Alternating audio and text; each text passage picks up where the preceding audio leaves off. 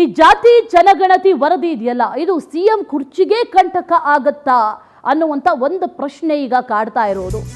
ಕುರ್ಚಿಯನ್ನ ಉಳಿಸ್ಕೊಳ್ಬೇಕು ಅನ್ನುವಂಥ ನಿಟ್ಟಿನಲ್ಲಿ ಸಿಎಂ ಈ ರೀತಿ ಪ್ಲಾನ್ ಮಾಡಿದ್ರು ಅನ್ನುವಂಥದ್ದನ್ನ ಒಂದಷ್ಟು ವರ್ಗಗಳು ಹೇಳ್ತಾ ಇದ್ರೆ, ಈಗ ಅದೇ ನಿಲುವು ಸಿಎಂ ಕುರ್ಚಿಗೆ ಕಂಟಕ ಆಗತ್ತಾ ಅನ್ನುವಂಥ ಪ್ರಶ್ನೆ.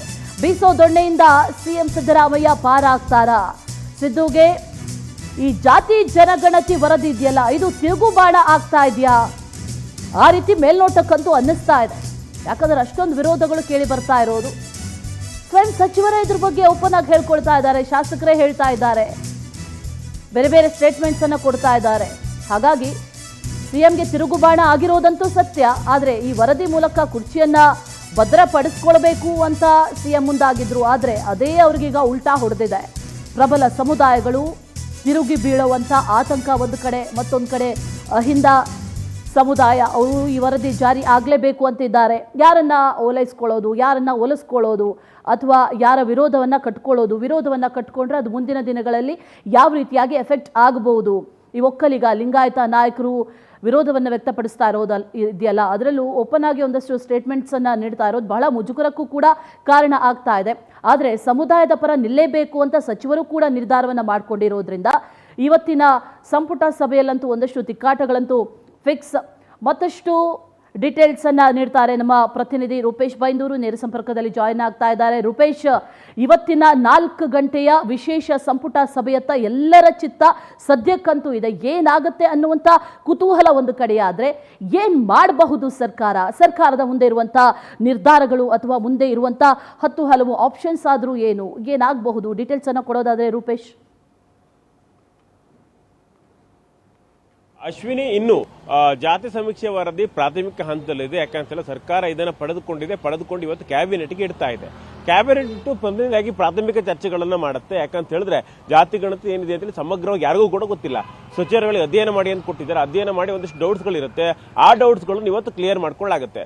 ಅದೇ ರೀತಿ ಇವತ್ತು ಈ ಒಂದು ಜಾತಿ ಗಣತಿ ವರದಿ ಸಂಬಂಧಪಟ್ಟಂತೆ ಲಿಂಗಾಯತರು, ಅದೇ ರೀತಿಯಾಗಿ ಒಕ್ಕಲಿಗರು ದೊಡ್ಡ ಮಟ್ಟಿಗೆ ಆಕ್ರೋಶವನ್ನು ಹೊರಹಾಕ್ತಾ ಇದ್ದಾರೆ. ಅದೇ ರೀತಿಯಾಗಿ ಅವೈಜ್ಞಾನಿಕ ಅಂತೇಳಿ ಇದನ್ನು ಸಾರ್ತಾ ಇದ್ದಾರೆ.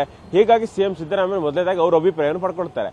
ಅವೈಜ್ಞಾನಿಕ ಯಾಕೆ ಅಲ್ಲ, ಹೇಗೆ ಮಾಡಿದ್ದಾರೆ, ಯಾವ ಮಾನದಂಡದ ಅಡಿಯಲ್ಲಿ ಆಗಿದೆ, ಸಮೀಕ್ಷೆಗಳು ಮಾಡಿದ್ದು ಯಾವಾಗ, ನಿನ್ನೆ ಮೊನ್ನೆ ಮಾಡೋಂಥ ಸಮೀಕ್ಷೆಗಳಲ್ಲ, 2015 ಮಾಡೋಂಥ ಸಮೀಕ್ಷೆಗಳು. 10 ವರ್ಷದ ಹಿಂದೆ ನಮಗೆ ಎಷ್ಟು ನೆನಪಿದೆ ಎಷ್ಟು ನೆನಪಿಲ್ಲೋ ಗೊತ್ತಿಲ್ಲ. ಮನೆಗಳಿಗೆ ಮುಂದೆ ಮನೆ ಎದುರುಗಡೆ ಬಂದು ಹಚ್ಚಿದ್ರು. ಈ ರೀತಿಯಾಗಿರ್ತಕ್ಕಂಥ ವಿಚಾರಗಳನ್ನ ಸಿಎಂ ಸಿದ್ದರಾಮಯ್ಯ ಸ್ಪಷ್ಟಪಡಿಸ್ತಾರೆ. ಅದಾದ ಬಳಿಕವಾಗಿ ಏನೇನು ಡೌಟ್ಸ್ ಇದೆ ಅಧಿಕಾರಿಗಳಿಂದ ಕೂಡ ಮಾಹಿತಿ ಪಡ್ಕೊಂಡು ಸ್ಥಳದಲ್ಲೇ ಮಾಹಿತಿ ನೀಡುವಂಥ ಕೆಲಸವನ್ನು ಮಾಡ್ತಾರೆ. ಅದಾದ ಬಳಿಕವಾಗಿ ಒಕ್ಕಲಿಗರಿಗೆ ಅದೇ ರೀತಿಯಾಗಿ ಲಿಂಗಾಯತರ ಡೌಟ್ಸ್ಗಳನ್ನೆಲ್ಲ ಕ್ಲಿಯರ್ ಮಾಡುವಂಥ ಪ್ರಯತ್ನವನ್ನು ಮಾಡಬಹುದು. ಅದಾದ ಬಳಿಕವಾಗಿ ಇಲ್ಲಿ ಅಹಿಂದ ವರ್ಗಗಳು ಇವತ್ತು ಜಾತಿ ಗಣತಿ ವರದಿಗೆ ಒಂದು ಒತ್ತಡವನ್ನು ಹಾಕಬಹುದು, ನೀವು ಜಾರಿ ಮಾಡಲೇಬೇಕು ಅಂತ. ಯಾಕಂತ ಕಾಂಗ್ರೆಸ್ ಪ್ರಣಾಳಿಕೆ ಹೇಳ್ಕೊಂಡಿತ್ತು. ಹೀಗಾಗಿ ಅಹಿಂದ ಸಮುದಾಯ ಅತಿ ಹೆಚ್ಚಾಗಿ ಕಾಂಗ್ರೆಸ್ ಬೆಂಬಲಿಸಿ ಮತವನ್ನು ಹಾಕಿತ್ತು. ಹೀಗಾಗಿ ಈ ಜಾರಿ ಮಾಡಲೇಬೇಕು ಅಂತ ಒತ್ತಾಯವನ್ನು ಹಾಕಬಹುದು. ಅತ್ತ ಕಡೆ ಲಿಂಗಾಯತರು ಮತ್ತೆ ಒಕ್ಕಲಿಗರು ಎಲ್ಲರೂ ಕೂಡ ಒತ್ತಾಯವನ್ನು ಮಾಡಿ ಆ ಕ್ಷೇತ್ರಗಳಲ್ಲಿ ನಮ್ಗೆ ಹೋಗ್ಲಿಕ್ಕೆ ಸಾಧ್ಯ ಆಗ್ತಾ ಇಲ್ಲ. ಯಾಕಂತೇಳಿ ಸಮುದಾಯ ತಿರುಗಿ ಬೀಳ್ತಾ ಇದೆ. ಸಮುದಾಯದ ಮುಖಂಡರುಗಳು ತಿರುಗಿ ಬಿದ್ದಿದ್ದಾರೆ, ಸ್ವಾಮೀಜಿಗಳು ತಿರುಗಿ ಬಿದ್ದಿದ್ದಾರೆ. ಹೀಗಾಗಿ ಕಾಂಗ್ರೆಸ್ ಬಲಾತ್ಕಾರವಾಗಿ ಬಲವಂತವಾಗಿ ಜಾರಿ ಮಾಡಿದ್ದೆ ಹೋದಾದ್ರೆ ನಾವೇ ಇದನ್ನ ಅನುಭವಿಸಬೇಕಾಗುತ್ತೆ. ಹೀಗಾಗಿ ಮುಂದಿನ ಚುನಾವಣೆ ಸಾಕಷ್ಟು ಕಷ್ಟ ಆಗುತ್ತೆ. ಹೀಗಾಗಿ ವರದಿ ಸಂಬಂಧಪಟ್ಟಂತೆ ಜನಾಭಿಪ್ರಾಯವನ್ನು ಪಡ್ಕೊಳ್ಬೇಕು. ಜನಾಭಿಪ್ರಾಯ ಪಡ್ಕೊಂಡು ಒಂದಿಷ್ಟು ತಾರ್ಕಿಕ ಅಂತ್ಯವನ್ನು ಪಡ್ಕೊಳ್ಬೇಕು. ಅದಾದ ಜನರ ವಿಶ್ವಾಸ ಗಳಿಸಬೇಕು. ಅದಾದ ಬಳಿಕವಾಗಿ ಈ ವರದಿಯನ್ನು ಜಾರಿ ಮಾಡಬೇಕು ಬೇಡ ಅಂತೇಳಿ ನಂತರ ಚರ್ಚೆ ಮಾಡಬೇಕು ಅಂತೇಳಿ ಲಿಂಗಾಯತರು ಒಕ್ಕಲಿಗರು ಇಲ್ಲಿ ಒಂದು ಮನವಿಯನ್ನು ಮಾಡ್ಕೊಳ್ಬಹುದು. ಆದ್ರೆ ಇಲ್ಲಿರ್ತಕ್ಕಂಥ ಪ್ರಶ್ನೆ ಅಂತ ಹೇಳಿ ಸಿಎಂ ಸಿದ್ದರಾಮಯ್ಯರ ಮುಂದೆ ಇರೋ ಆಯ್ಕೆಗಳು ಯಾವುದು ಅಂತೇಳಿ ನಾವು ಪ್ರಶ್ನೆಗಳು ಎತ್ತಿದಾದ್ರೆ, ಸಿಎಂ ಸಿದ್ದರಾಮಯ್ಯ ಮುಂದೆ 5-6 ಆಯ್ಕೆಗಳಿದೆ.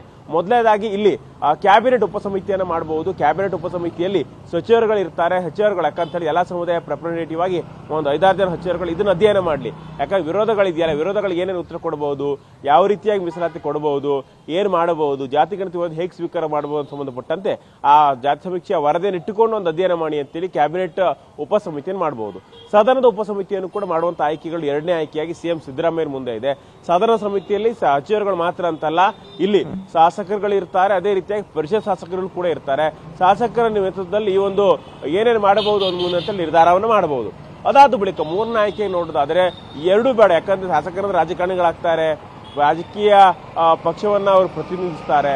ಹೀಗಾಗಿ ರಾಜಕೀಯ ಆಡ್ತಾರೆ. ಒಂದು ಸಮುದಾಯಕ್ಕೆ ಅನ್ಯಾಯ ಆಯ್ತು ಅಂತ ಆಕ್ರೋಶವನ್ನು ಹೊರಹಾಕಬಹುದು. ಹೀಗಾಗಿ ಅಧಿಕಾರಿಗಳ ಸಮಿತಿ ಮಾಡೋದು ಹೇಗೆ, ಈ ಆಯ್ಕೆಗಳು ಸಿಎಂ ಸಿದ್ದರಾಮಯ್ಯ ಮುಂದೆ ಇದೆ. ಮತ್ತೊಂದು ಆಯ್ಕೆ ಅಂತ ಹೇಳಿದ್ರೆ ಇದನ್ನ ವಿಶೇಷ ಅಧಿವೇಶನವನ್ನು ಕರೆಯೋದು. ವಿಶೇಷ ಅಧಿವೇಶನ ಕರೆದು ಈ ಉಪಸಮಿತಿ ಯಾವುದು ಬೇಡ, ಅಧಿವೇಶನದಲ್ಲೇ ಜನರ ಸಾಮಾನ್ಯರ ಮುಂದೆನೆ, ಯಾಕಂತ ಹೇಳಿದ್ರೆ ಅಧಿವೇಶನ ಅಂತ ಹೇಳಿದ್ರೆ ಲೈವ್ ಟೆಲಿಕಾಸ್ಟ್ ಆಗ್ತಿರುತ್ತೆ, ಜನಸಾಮಾನ್ಯ ಮುಂದೆನೆ ಪರ ವಿರೋಧಗಳ ಚರ್ಚೆ ಆಗಲಿ, ಅಲ್ಲಿ ಕೂತ್ ಚರ್ಚೆ ಮಾಡೋಣ, ಏನ್ ಮಾಡಬಹುದು, ಹೇಗ್ ಮಾಡಬಹುದು, ಯಾಕೆ ಮಾಡಬೇಕು, ಈಗ ಮಾಡಬಾರದು ಅಂತ ವಿಚಾರ ಚರ್ಚೆ ಮಾಡೋಣ. ಅದಾದ ಬಳಿಕವಾಗಿ ಇದನ್ನು ಜಾರಿ ಮಾಡೋ ಸಂಬಂಧಪಟ್ಟ ಚಿಂತಿಸೋಣ ಅಂತ ಮತ್ತೊಂದು ಹೇಳ್ಬಹುದು. ಇಲ್ಲ ಅಂತ ಹೇಳಿದ್ರೆ ಈ ವರದಿ ವಿರೋಧ ಇದೆ, ಸಾರಾಸಗಟಾಗಿ ಈ ವರದಿಯನ್ನು ಸ್ಕ್ವಾಶ್ ಮಾಡಬಹುದು. ಅದಾದ ಬಳಿಕ ಮರು ಸಮೀಕ್ಷೆಗೆ ಹೇಳ್ಬಹುದು. ಯಾಕಂದ್ರೆ ಯಾರು ಜಾತಿ ಗಣತಿ ಮಾಡೋದು ಬೇಡ ಅಂತ ಹೇಳಿಲ್ಲ, ವೈಜ್ಞಾನಿಕವಾಗಿ ಜಾತಿ ಗಣತಿ ಮಾಡಬೇಕು ಅನ್ನೋದನ್ನ ಹೇಳ್ತಾ ಇದ್ದಾರೆ. ಹೀಗಾಗಿ ಇದಕ್ಕೆ ಸಂಬಂಧಪಟ್ಟಂತೆ ಸಿಎಂ ಸಿದ್ದರಾಮಯ್ಯ 5-6 ಆಯ್ಕೆಗಳಿದೆ. ಹೀಗಾಗಿ ಯಾವ ಆಯ್ಕೆಯನ್ನು ಸಿಎಂ ಸಿದ್ದರಾಮಯ್ಯ ಚೂಸ್ ಮಾಡ್ತಾರೆ ಅನ್ನೋದು ಈಗ ಮುಖ್ಯ ಆಗುತ್ತೆ. Ashwini. Okay Rupesh, thank you ಡೀಟೇಲ್ಸ್ಗೆ.